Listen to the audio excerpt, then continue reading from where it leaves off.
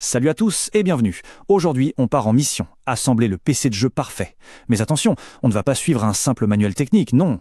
On va voir ça comme une vraie quête stratégique, un voyage pour créer une machine qui nous ressemble vraiment. Allez, c'est parti. Avant même de toucher à un seul composant, la question la plus importante, c'est bien celle-là. Parce qu'au fond, le PC idéal, il dépend totalement de la personne qui va jouer dessus, de son style, de ses ambitions. C'est ça qu'on appelle le profil de joueur. Et c'est par là que tout commence. Alors, cette grande aventure, par où est-ce qu'on la commence? Eh bien, par l'étape numéro 1, la plus critique de toutes, définir sa mission. En clair, ça veut dire comprendre exactement ce dont on a besoin en tant que joueur avant même de jeter un œil à la moindre pièce. Et voilà le geste qui change tout. Franchement, c'est peut-être l'étape la moins fun, je l'accorde, mais c'est celle qui va faire économiser un maximum d'argent sur le long terme. Le fait de poser sur papier, noir sur blanc, les performances qu'on attend pour ses jeux préférés, c'est la pierre angulaire du profil de joueur. C'est ce document qui va guider absolument toutes les décisions par la suite, du budget jusqu'au dernier composant. Ok, le profil est prêt. On arrive maintenant au premier grand carrefour de notre aventure. C'est un choix qui va tout déterminer pour la suite. Est-ce qu'on part sur la puissance et l'évolutivité d'un PC de bureau, ou est-ce qu'on choisit la liberté de jouer n'importe où avec un portable? Bon, ici, les avantages et les inconvénients sont assez nets. D'un côté, on a les PC de bureau. Eux, c'est la performance de pointe, l'évolutivité quasi infinie. Bref, c'est la voie royale si on cherche la puissance brute. Et de l'autre, on a les portables, qui offrent une praticité et une mobilité que les tours ne pourront jamais égaler. Par contre, il faut être bien conscient d'une chose. Cette liberté, cette portabilité, elle a un prix. Pour avoir des performances équivalentes, un PC portable coûtera toujours plus cher qu'une tour. C'est logique en fait. Tout est miniaturisé, les systèmes de refroidissement sont hyper spécifiques, et ça se paye. Maintenant que la forme est décidée, il est temps de plonger au cœur du réacteur. On va s'intéresser au trio de choc, processeur, carte graphique et RAM.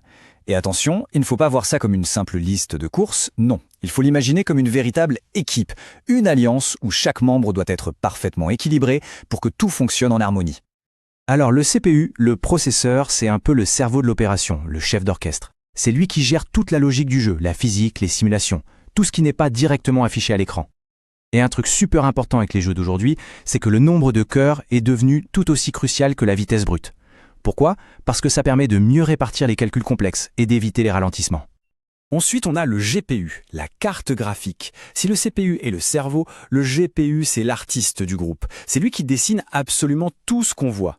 Et sa mémoire dédiée, la fameuse VRAM, c'est en quelque sorte sa palette de couleurs. C'est là-dedans qu'il stocke les textures des jeux. Pour faire très simple, une texture en 4K, c'est un fichier bien plus gros qu'une texture en 1080p. Donc si on n'a pas assez de VRAM, l'artiste se retrouve à court de place sur sa palette et c'est là que le jeu commence à saccader. Ce tableau, il résume parfaitement ce qu'on vient de dire. Il montre le lien direct entre la VRAM et la résolution. La règle d'or à retenir, c'est vraiment de ne pas sous-estimer ce besoin en mémoire, surtout si on vise du 1080p ou de la 4K. C'est un guide super pratique pour être sûr que la carte graphique choisie colle bien aux objectifs qu'on a définis dans notre profil de joueur. Et ça, c'est un point super important à garder en tête. La machine la plus puissante sur le papier n'est pas forcément la plus agréable au quotidien. Pourquoi? Parce que plus de performance, ça veut souvent dire plus d'électricité consommée, donc plus de chaleur à dissiper et au final, plus de bruit. Tout l'art consiste à trouver le bon équilibre, le fameux sweet spot, entre la puissance brute et le confort d'utilisation. Bon, on commence à bien visualiser la machine. Mais une quête réussie, c'est aussi une quête qu'on peut financer sur la durée. Alors, changeons un peu de perspective. On ne va plus parler seulement du prix d'achat initial, mais de l'engagement financier global à long terme que représente un PC de jeu. Et ce graphique le montre très bien. Le PC en lui-même, ce n'est qu'une partie du budget total. Il faut aussi prendre en compte l'achat des jeux, les logiciels, les éventuels abonnements, la facture d'électricité qui va augmenter, la connexion Internet et bien sûr les futures mises à niveau. Bref, il faut avoir une vision beaucoup plus globale du budget. D'ailleurs, pour que ce soit bien concret, voilà une estimation du coût annuel de l'électricité pour une grosse configuration de jeu. Environ 120 €. Ce n'est pas rien et ça montre bien que la consommation électrique, c'est un vrai poste de dépense à ne pas oublier dans le calcul global. Un bon stratège a toujours plusieurs coups d'avance. L'idée, ici, c'est de ne pas se dire qu'il faudra tout racheter dans 2 ans. Pas du tout.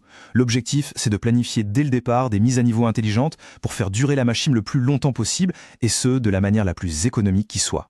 Voilà un exemple très classique de feuille de route sur 4 ans. On part avec une construction initiale solide, puis au bout d'un an ou deux, on change la carte graphique. C'est souvent l'amélioration qui a le plus d'impact. Et plus tard, vers la 3e ou 4e année, on peut rajouter de la RAM ou du stockage. Tout ça, c'est possible grâce à des choix intelligents au départ, notamment sur la carte mère et l'alimentation. Et pour être sûr de ne pas se tromper lors d'une mise à niveau, voici une petite checklist en 3 points, toute simple. D'abord, on vérifie que l'alimentation est assez puissante et qu'on a les bons câbles. Ensuite, on s'assure qu'il y a assez de place dans le boîtier pour le nouveau composant. Et enfin, on vérifie que le BIOS de la carte mère est compatible, qu'il est à jour.